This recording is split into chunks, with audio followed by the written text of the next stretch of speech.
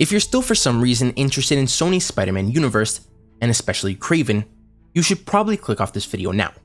Because today we have a plot leak for Kraven, and oh boy is it a good one. And when I say a good one, I mean absolute shit.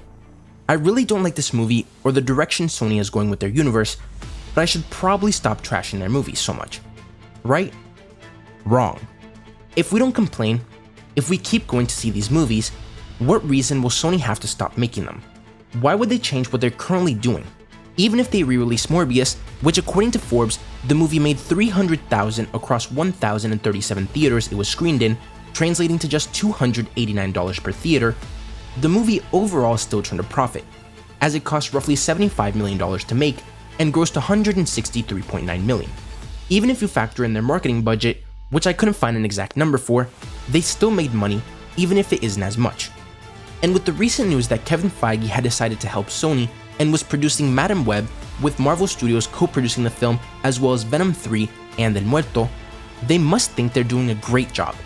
We still don't know if the Kevin Feige news is 100% real or not yet, but if it is, Feige better make some big changes.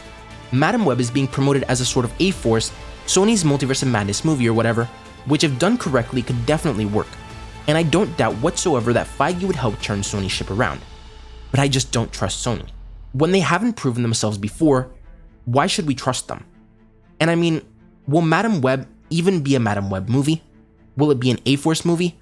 Will it be their version of Multiverse of Madness? Who knows? Cause in Morbius, they showed things, promised fans things in the trailers, and they were nowhere to be seen in the actual film.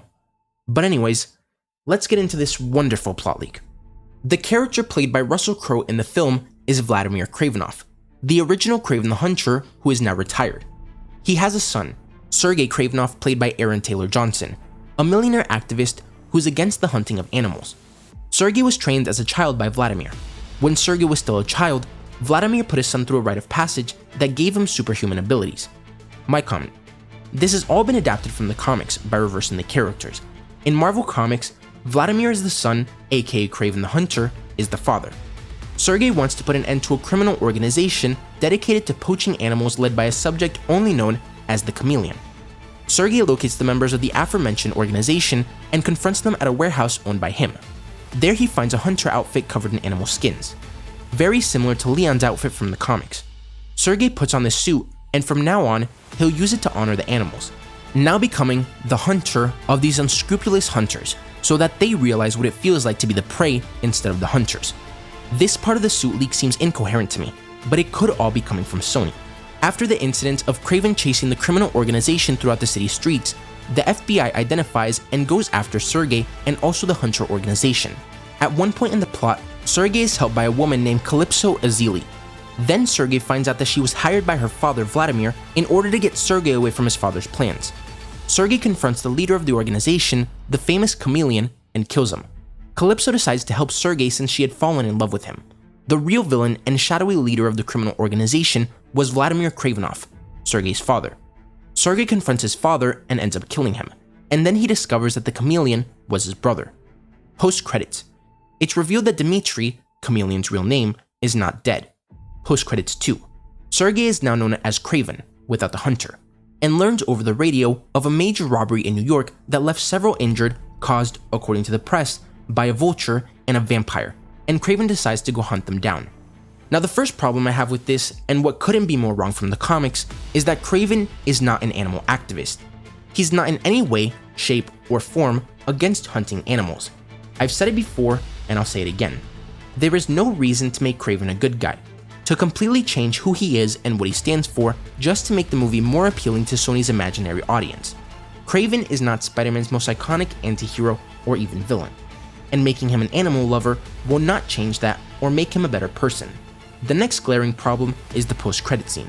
It is kind of funny when you think about it with the context of the movie. Ooh, a villain called the Vulture. He probably hunts birds or something. And Morbius, a character who in that universe and that movie was set up as an anti-hero as well, and who has literally no knowledge of Spider-Man or reason to go after him, but for some reason will join the Sinister Six. He must mistreat bats because I heard he's a vampire. Like, what the actual f***?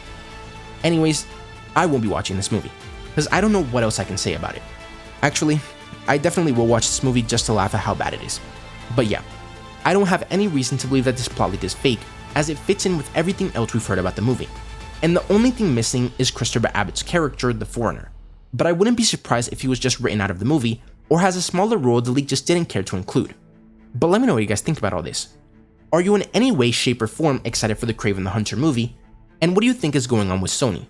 Is this plot leak real? Does this leak make sense with what we know? And what do you think of it from a comic standpoint? If you enjoyed the video, don't forget to like, comment, subscribe, and turn on post notifications so you will never miss another video. Thanks for watching, and remember to wash your hands and stay safe.